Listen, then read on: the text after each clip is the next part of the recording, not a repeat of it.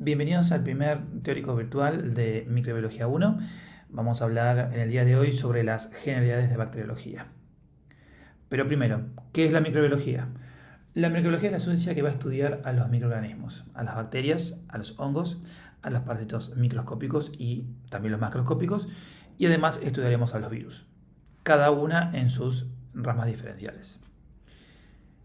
En el ámbito médico, a la microbiología humana la dividimos en tres áreas. A la microbiología básica, que es la que estudia la biología y la genética de los microorganismos. A la microbiología médica, que analiza cómo se causan las enfermedades producidas por estos microorganismos. Y a la microbiología clínica, que es la que se ocupa del diagnóstico y la caracterización de los patógenos que aislamos en el laboratorio. Algo muy importante de diferenciar es que la microbiología médica forma parte de la patología humana. Y dentro de la patología siempre vamos a encontrar dos palabras claves, que es la palabra etiología y la palabra patogenia. La etiología es la causa y la patogenia es el mecanismo.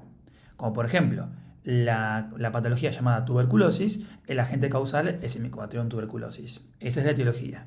Y el mecanismo que se estudia en la patogenia, es el daño pulmonar que genera la respuesta inflamatoria contra este microorganismo. Para comenzar con esta cursada vamos a iniciar con bacteriología, que es la ciencia o la rama de la microbiología que estudia las bacterias. Las bacterias, como se habrán visto en los colegios o en los cursos pregrado, las bacterias son microorganismos procarióticos. Eso significa que no tienen un núcleo verdadero, que tienen su cromosoma circularizado dentro de lo que sería su citoplasma, pero no organizado como son las células eucariotas. Son microorganismos que se encuentran por debajo de la resolución del ojo humano, si se alcanza por la resolución del microscopio óptico, y su longitud varía entre 0.5 a 5 micrómetros de longitud. Las bacterias presentan tres formas básicas de presentación, que las vamos a ver luego en imágenes, que son los cocos, los bacilos y los espirilos. También existen formas intermedias como los cocobacilos, que se pueden ver en muchas bacterias de las que presentan membrana externa, pero forman parte en realidad del grupo de los bacilos. Y estas bacterias también se pueden agrupar, cuando lo vamos a ver en la microscopia óptica, en diferentes formas o maneras.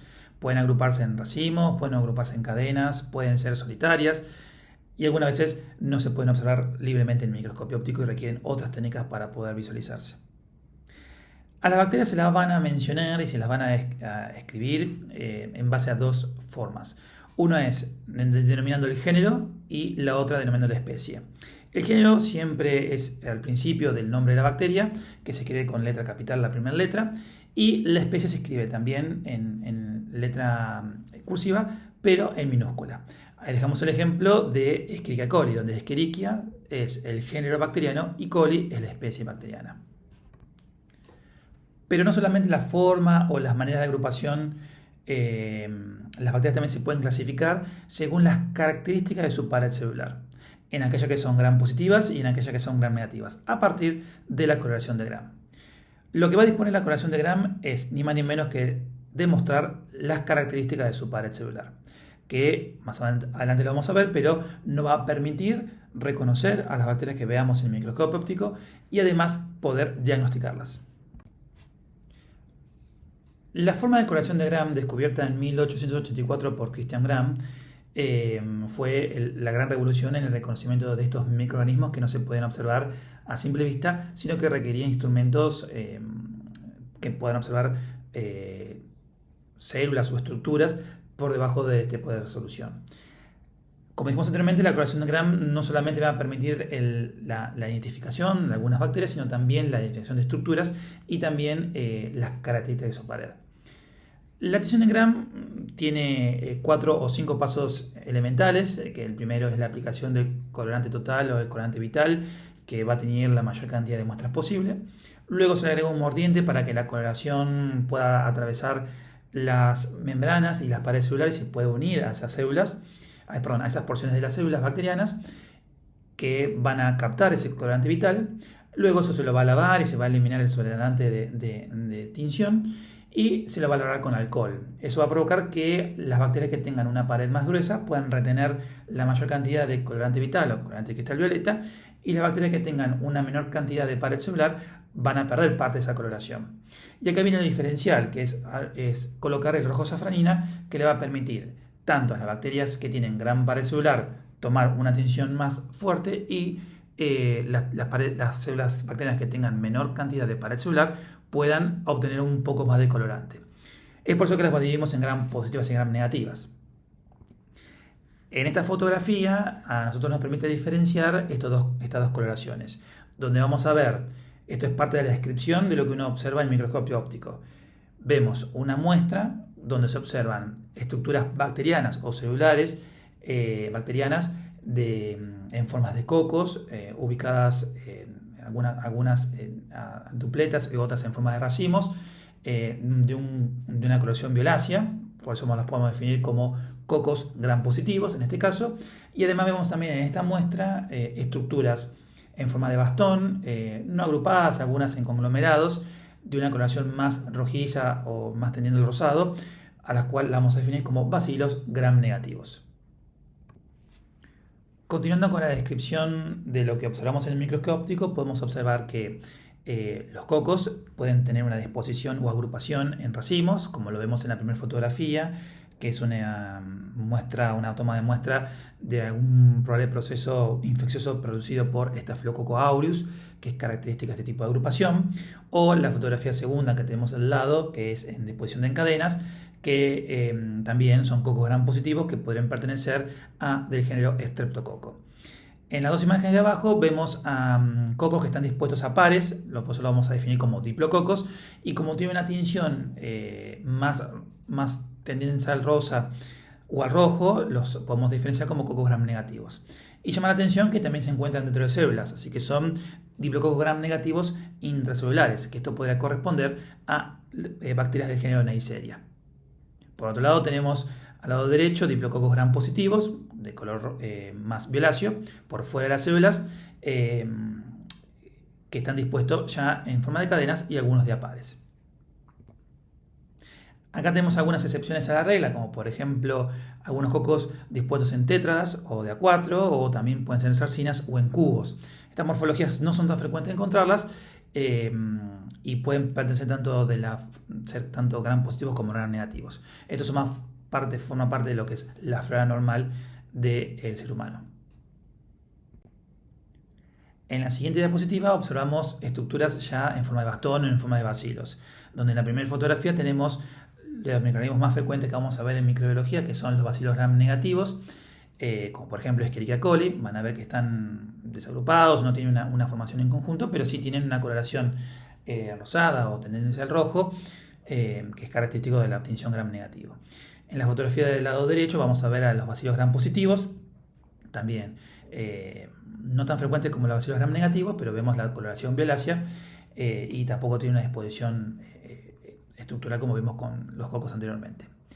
En la fotografía abajo vemos sí una disposición especial que tienen algunas bacterias, como por ejemplo el Helicobacter pylori o las bacterias que forman parte del género Campylobacter, donde vamos a ver que son bacilos, pero que tienen una tendencia a formar septos dentro de ese bacilo en forma de cocos, por eso lo diferenciamos como cocobacilos.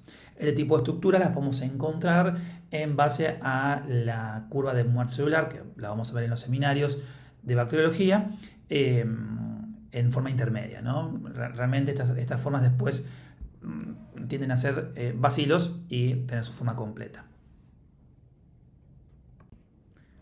Y por último tenemos la disposición de espiroquetas o espirilos, donde tenemos el gran ejemplo de estas espiroquetas que se encuentran en la flora normal de la boca, por ejemplo del género Treponema, o otras espiroquetas como por ejemplo del género Borrelia. En cambio en la fotografía del lado izquierdo vamos a tener a la característica morfología de vibrios, donde vemos una morfología de bastón de bacilo, pero que tiene una prolongación o un flagelo que le permite su locomoción. Esto es característico, por ejemplo, de las bacterias que forman parte del género Vibrio, especialmente de la especie Cholerae. El siguiente tema a tratar es sobre nosotros cómo estudiamos a las bacterias. Desde el punto de vista de la microbiología clínica es importante, ya que el contacto que vamos a tener con la bacteriología en sí va a ser con las enfermedades que presentan los pacientes. Entonces es muy importante, como médicos generalistas, saber primero cuál va a ser la mejor muestra para tomar en un paciente que se encuentra cursando una infección. Por ejemplo, una muestra para una sospecha de una enfermedad a nivel del sistema nervioso central, el líquido cefalorraquídeo puede ser una buena muestra ya que se encuentra en un lado estéril, ¿no? Hay que tener consideración en aquellas muestras donde las bacterias forman parte de la flora normal o del microbioma, un concepto actual que estamos utilizando, como por ejemplo en las infecciones de vías respiratorias, ¿no? Donde sabemos que tanto en la orofaringe como también en la parte del aparato respiratorio alto, la presencia de bacterias normales pueden confundir en el diagnóstico. O por ejemplo también en un paciente que esté cursando una enfermedad diarreica, tomar una muestra de materia fecal también conlleva una diferenciación de las bacterias que pueden producir patología, como también encontrar bacterias que también forman parte de la flora normal, donde el tubo digestivo es el mayor sitio en cantidad de bacterias de la flora normal. Pero es importante, antes de pasar a los métodos de cómo demostrar las infecciones bacterianas, considerar las tomas de muestras necesarias dependiendo del foco infeccioso que se esté sospechando o pensando. El primer acercamiento a lo que sería el diagnóstico o a los métodos de estudio de bacterias es la observación directa de las bacterias en microscopía óptica. Como vimos anteriormente, nosotros podemos tomar una muestra a un paciente dependiendo cuál sea el sitio de patología y poder nosotros analizarlos directamente con el microscopio óptico a través de tinciones que puedan diferenciar a las características de la pared bacteriana. Acá cabe mencionar que muchas de las bacterias en la microscopía óptica no pueden ser observadas. Eso por 4 características que vamos a ver en los seminarios dependiendo en cada módulo de bacteriología. El primero es que la pared sea tan delgada que no se pueda observar con la tinción de Gram. Aunque la bacteria se tiña, el haz de luz no puede atravesar su pared y no podemos observarla. Eso ocurre mayormente con bacterias que forman parte de las morfologías de espiroquetas. Vamos a tener que utilizar otros métodos para poder observarlas. Otro método que también puede suceder y que no podemos nosotros ver bacterias es si la pared bacteriana está cargada con lípidos. La tinción de Gram utiliza todos métodos hidrofílicos para poder teñirse, cosa que no van a poder atravesar la pared cargada de lípidos. Eso ocurre con un tipo de bacterias llamadas bacilos ácido resistentes que tienen como característica no poder aceptar a la tinción de Gram. Yo tengo que tener un método para poder degradar esa pared de lípidos y poder teñirlas, que después vamos a ver cuando veamos coloraciones. Otra causa de por qué no puedo observar bacterias en microscopio óptico puede ser porque no tengan pared, y la otra puede ser que sean tan pequeñas o que sean intracelulares que no me permitan observarla a simple vista con la toma de muestra directa. Por lo general, el método confirmatorio de microbiología que tiene una sensibilidad y una especificidad cercano al 100% es el cultivo. Eso a mí me va a permitir cumplir uno de los requisitos importantes en la microbiología, que es demostrar que lo que está padeciendo nuestro paciente también pueda crecer en un medio inerte, que es el cultivo. Cuando yo obtengo las bacterias en cultivo y las puedo identificar, bueno, yo puedo después demostrarla por pruebas bioquímicas o directamente por pruebas moleculares, no solamente identificar el género y la especie bacteriana, sino también demostrar si pertenece a alguna subespecie en particular que genera una patología específica, o también reconocer sus targets o sus puntos blancos para el tratamiento. Como dijimos anteriormente, el primer paso de todo diagnóstico microbiológico o reconocimiento de bacterias es a partir de la observación del microscopio óptico con tinciones diferenciales. Como por ejemplo vemos las primeras 2 fotografías, lo que estuvimos charlando anteriormente, es sobre la coloración Gram, que nos permite diferenciar las características de la pared. Pero existen otras coloraciones, como la Jaffe-Fulton o las técnicas que permiten observar bacterias que tengan una gran cantidad de lípidos de membrana en su pared. Como por ejemplo los bacilos ácido resistentes, donde vamos a ver en la primera fotografía, en la técnica de Sid-Nielsen, algo que vamos a desarrollar en los seminarios y también en los trabajos prácticos, es la observación de estos bacilos de color rosado, que vemos alrededor de las células epiteliales respiratorias, que podrían corresponder a, por ejemplo, Mycobacterium tuberculosis. O la técnica Kim-Jun, que me permite a través de la degradación de estos lípidos por calor, la observación también de otros cocobacilos o bacilos que forman parte del género de Rhodococcus. Cuando nosotros obtenemos la muestra, esta se debe sembrar en cultivos. Recordemos que los cultivos en bacteriología son cultivos de células artificiales, no vivas, y van a formar parte del diagnóstico confirmatorio de cualquier tipo de sospecha de infección o de etiología.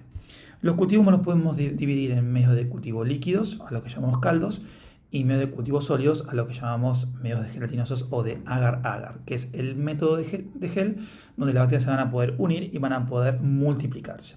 Algo que nosotros experimentalmente lo hacemos en el laboratorio, pero es lo que ocurre en general en los sistemas o en los órganos que afectan las bacterias. Los medios de cultivo en la general que se utilizan son los tipos simples. Son caldo de cultivos con agar o caldo de cultivo o agar que le permiten a la bacteria poder obtener nutrientes, entre ellos la glucosa, sales minerales, y poder multiplicarse y luego obtener las muestras de allí. Hay otro tipo de medios de cultivo donde no todas las bacterias pueden crecer en los medios simples, entonces requieren factores nutricionales exquisitos para esa bacteria, como por ejemplo vamos a ver con Haemophilus influenzae. Este tipo de medios de cultivo los llamamos enriquecidos. Son cultivos que yo le agrego alguna sustancia para que la bacteria pueda crecer. Por ejemplo, el llamado cultivo agar chocolate. Hay otros medios de cultivo, como por ejemplo los medios diferenciales, que me van a permitir a mí distinguir entre diferentes bacterias en función de sus características bioquímicas. Que a menudo lo que sucede en estos medios de cultivo es diferenciarlos por cambios de coloración. Y hay otros medios de cultivo, por ejemplo llamados selectivos, que me permiten el crecimiento de ciertos microorganismos mientras ese mismo medio de cultivo también inhiba el crecimiento de otros. Por ejemplo, agregando antibióticos selectivos. Vamos a ver que, por ejemplo, para algunas ciertas bacterias, agregando el antibiótico permite la inhibición de las bacterias de la flora normal. Eso lo vamos a ver muchas veces con Neisseria. Utilizamos el medio de Tallien Martin, que utilizan no solamente un antibiótico para degradar bacterias gram positivas, sino también para degradar hongos.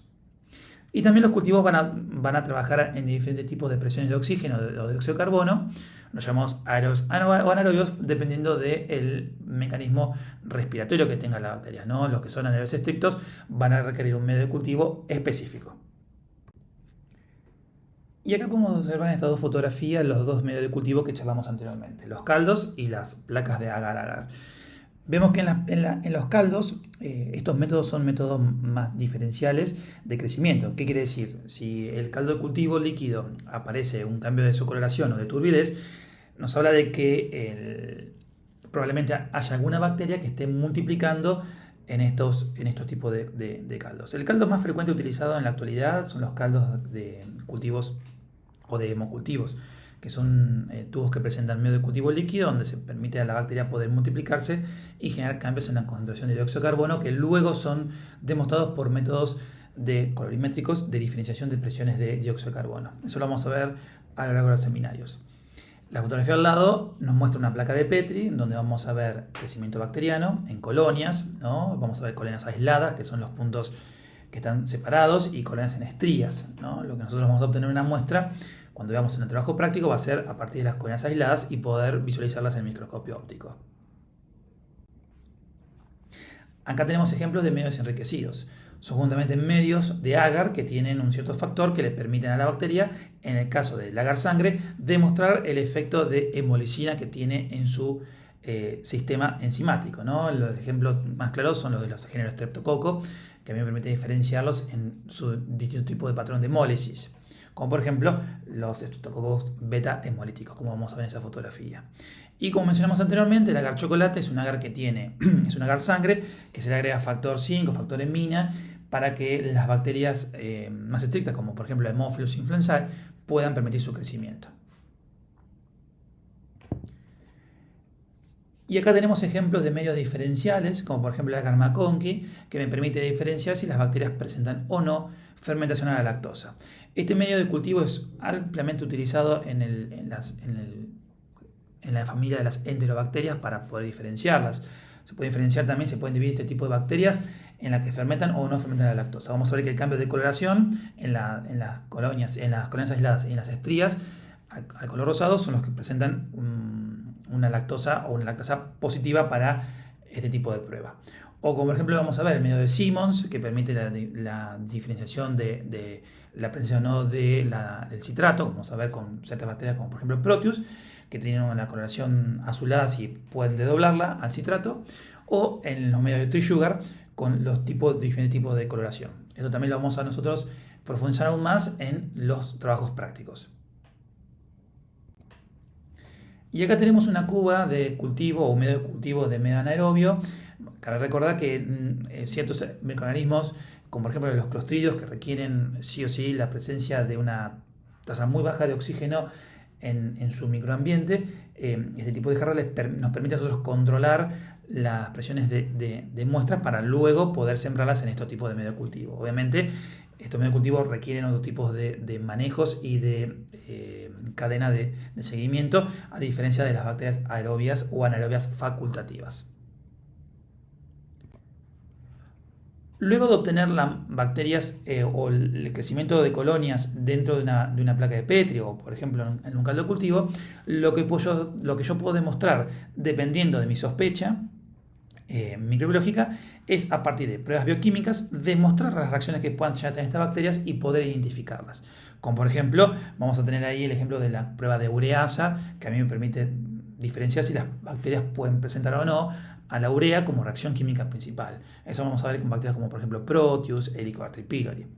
O por ejemplo el agar cromogénico, que a mí me permite diferenciar según el cambio de coloración distintos tipos de reacciones bioquímicas.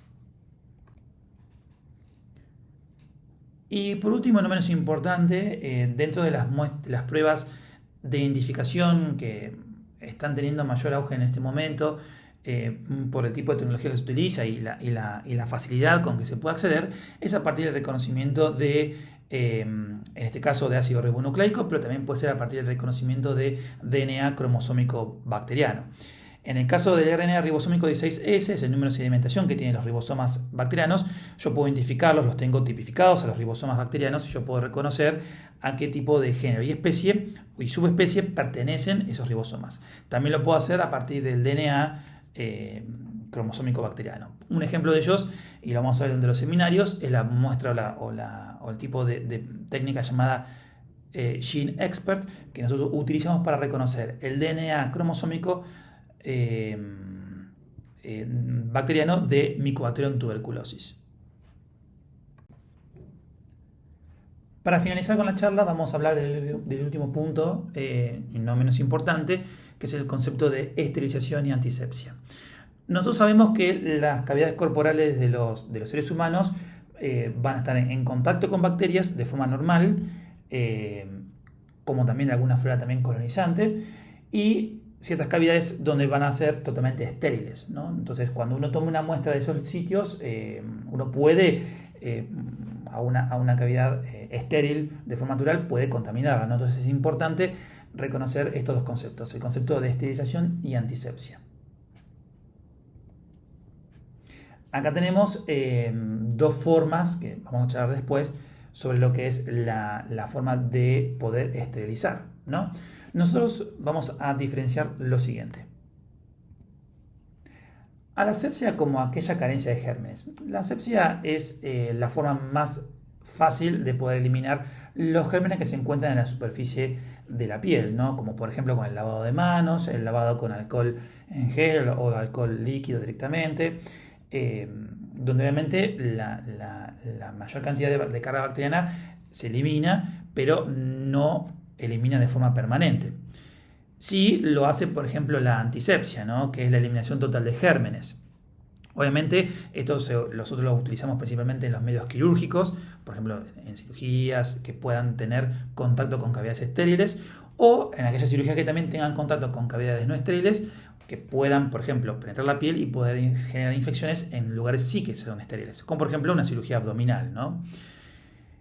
Y hay que diferenciar la antisepsia de la esterilización, que la esterilización es también la eliminación total de gérmenes, pero también se va a sumar en este caso la eliminación de esporas. Por ejemplo, esporas que forman parte del género Clostridium y del género Bacillus.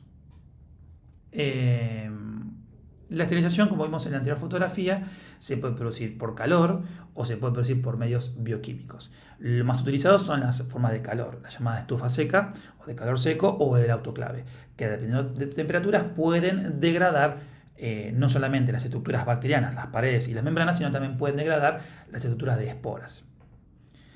Los antisépticos más frecuentes que vamos a utilizar nosotros en la práctica diaria van a ser los derivados del agua oxigenada o la clorhexidina y también de los compuestos iodados, que se puede utilizar también en piel y eliminan o producen antisepsia de la mayor cantidad de gérmenes posibles. Esto también va a depender de la técnica que se utilice y de los medios que también utilicemos para generar la antisepsia.